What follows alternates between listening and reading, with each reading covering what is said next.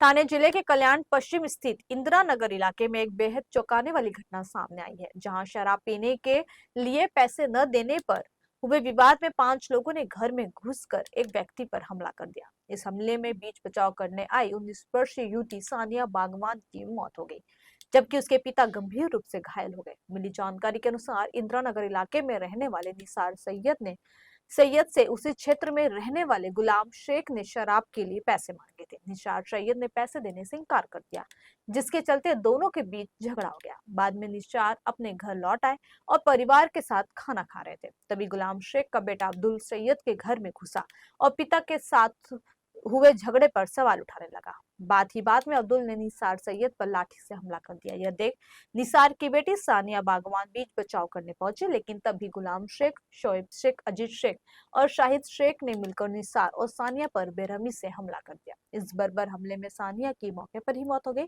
जबकि निसार सैयद गंभीर रूप से घायल है और उनका अस्पताल में इलाज चल रहा है। घटना की सूचना मिलते ही महात्मा फुले पुलिस ने कार्रवाई करते हुए 5 आरोपियों को गिरफ्तार कर लिया है और आगे की जांच जारी है।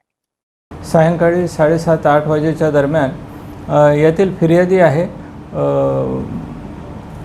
निसार सैयद, नजीर सैयद हे इंदिरानगर परिसरात बसले असता तेथील आरोपी गुलाम सुभानी शेख यांनी त्यांच्याकडे दारू पिण्यासाठी पैशाची मागणी केली आणि ते फिर्यादीने दिले नाही। त्या कारणावरून दोघांमध्ये बाचाबाची होऊन हाताने चापटीने मारहाण झाली।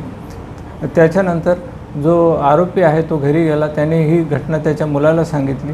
मुलाने त्याच्या मित्रांच्या साहाय्याने फिर्यादीच्या घरी जाऊन लाकडी दांडक्याच्या साहाय्याने फिर्यादीस, त्याच्या पत्नीस व त्याच्या मुलीस जबर मारहाण केली। या मारहाणीमध्ये फिर्यादीची मुलगी सानिया हिच्या डोक्याला मागच्या बाजूला गंभीर दुखापत होऊन ती उपचारादरम्यान तिचा मृत्यू झालेला आहे।